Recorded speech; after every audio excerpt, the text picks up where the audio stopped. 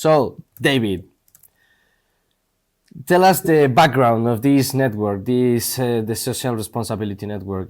When, how, why was it founded? How many members does it have? What type of members? Okay. The network's been in existence for about 20 years. It started after I organised the first of our conferences. And the reason I organised the first of our conferences basically is because the dean of my university wanted the university to host a conference and nobody would organise one. So I volunteered. So I organised a conference 20 years ago, and we got about 150 people from all over the world attending this conference.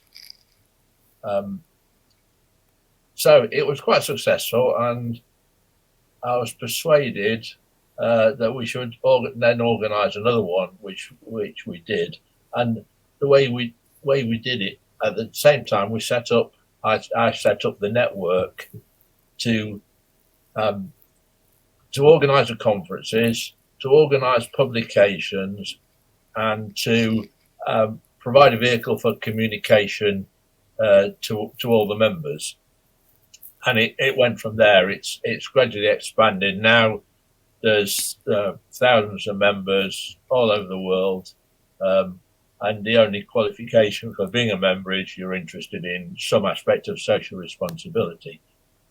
The network has organised one conference every year, except during the COVID lockdown when we had to cancel things. We currently produce two journals, Social Responsibility Journal and our newest one, Technological Sustainability.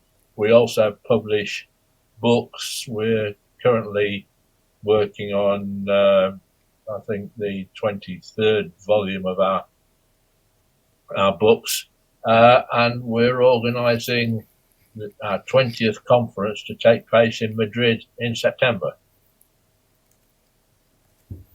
Mm-hmm. So it passed from no one to hosted it to a good goal and a good development. That's a good point. We made a point of organising the conferences in a different location every time and moving around the world. So over the 20 years, we've been somewhere in every continent of the world except Antarctica, of course. We've hosted it, and the idea is that different people can attend our conferences depending on the location. People will travel a certain distance, but they won't travel from all over the world to attend the conferences. So we get different people at each conference. So, for example, last year's conference was in Mauritius. There was lots of people from Africa and from India and those kind of places. A few people from Australia, Europeans, but nobody from America. But we will, in future, we'll be having another conference in America, and different people attend. Mm-hmm. That's for sure.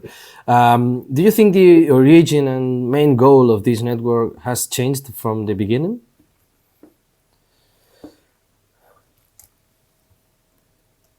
No, it's still the same thing. It's still a communication vehicle for people interested in this topic.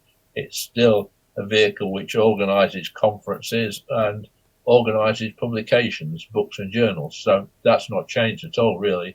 It's just grown, I suppose, over time. Mm-hmm.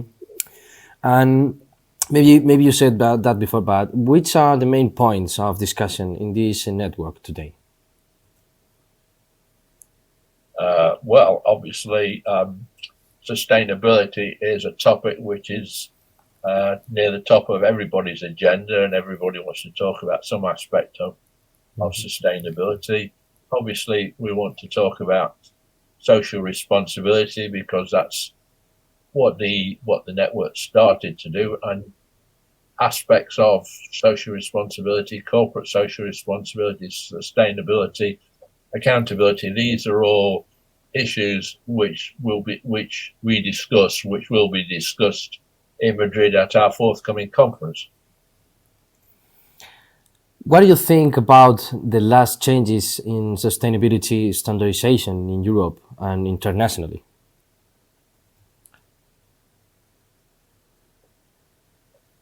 To be honest, I think sustainability is a global issue, can only be tackled globally, and national and regional approaches don't really address the problem. They only partially address the problem. So I would say everybody's making small steps towards the big problem, but we're still facing the big problem. Which is? Well, one of the obvious things is climate change, isn't it? Climate, we've all noticed climate change. We've all noticed extreme heat or extreme cold. We've noticed floods, fires, all those kind of things. These are starting to interfere with people's lives drastically in some places, and this is only going to get worse. So that's one aspect of sustainability that needs to be addressed. We are taking some steps to address it when we talk about carbon capture or producing less carbon, those kind of things. But it's still a big topic that we're not fully addressing. And there are lots of awarenesses, because today, for example, at the bus station, I saw a kind of advertising saying that chocolate will disappear at 2050. So, what do you think about that? Look, the thing is, the effects of climate change have got more severe more quickly than anybody expected. If you say, well, the temperature is going to rise by 1.5 degrees, you think, oh, well, if you live in the UK, you think, oh, that's quite nice. It'd be a bit warmer for us. But when you realise that 1.5 degrees actually means 20 degrees warmer and sometimes and 20 degrees colder at other times, it puts a different picture on it. So finally, tell us something about the future. This future, maybe without chocolate, we hope not. Is this the right way to be sustainable or to be socially responsible? Are we doing great, or we have to change quite lots of things? Well, globally, we're stumbling towards a crisis. But if we look at the history of the United Nations and national things, that is how it goes. We stumble along till things get really bad, and then decide we really must take some action. Hopefully, that's what's going to happen this time. But we are close, very close to serious situation. The UN talks about climate change being the most severe crisis facing us.